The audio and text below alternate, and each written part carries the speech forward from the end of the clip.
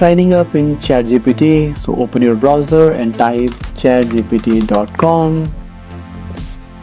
If you already have an account in ChatGPT, so you're going to click on login and sign in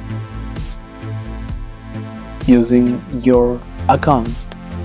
And if you don't have an account in ChatGPT, so click on sign up for free. And we can sign up using our Gmail ID, Apple ID, Microsoft ID, using our phone or any other email ID. So let's sign up with our Gmail ID. Alright. Okay, so ChatGPT is asking us to use the free version of ChatGPT, or maybe we can also use the paid versions. Let's see. Click on try go. So right now we have signed up for the free version.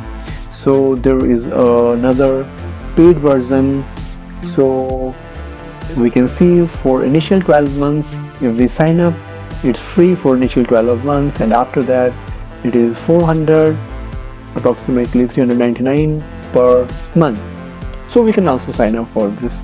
So free version, the difference between free version and paid version, we can see that in paid version we have access to the expanded access to ChatGPT 5 and the conversations and the longer memory and context, right?